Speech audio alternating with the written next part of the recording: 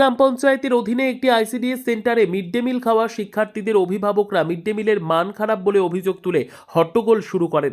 এ বিষয়ে নুনি গ্রাম পঞ্চায়েতের প্রধান মাধব তিওয়ারি বলেন, আজ সকালে তিনি খবর পান যে এই আইসিডিএস সেন্টারে পরিবেশিত মিড ডে মিলের মান খারাপ। তিনি তাৎক্ষণিকভাবে ঘটনাস্থলে পৌঁছে ভিডিওর মাধ্যমে তথ্য প্রদান করেন।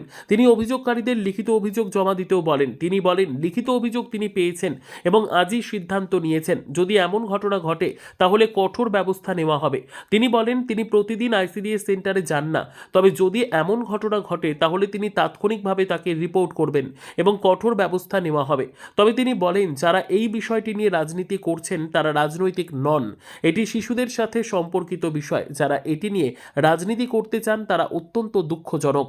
কাজল মিত্রের রিপোর্ট, নিউজ সমাজহিতৈষী। কি হলো স্কুলে?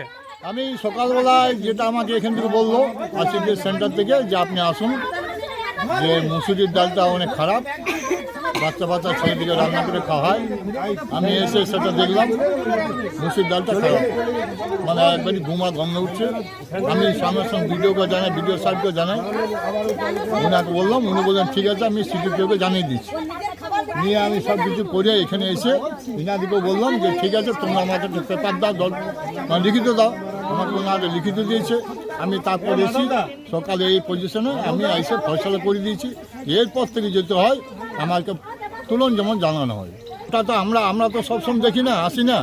আমাদেরকে যেমন আজকে বললো, আমি তুলন দিলাম।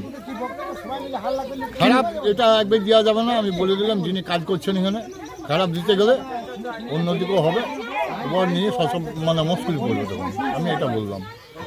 দেখার পরে আমি সবাইকে বললাম, এখানে যারা আছেন তাদেরকে বললাম। আর এইটা নিয়ে রাজনীতি করতে যাচ্ছে অনেকে, কিন্তু এটা রাজনীতির কোনো মানেই নেই যে রাজনীতি করবে। এটা ধরুন রাজনীতির ব্যাপার চলে যাচ্ছে, এটা রাজনীতির কোনো মানেই নেই।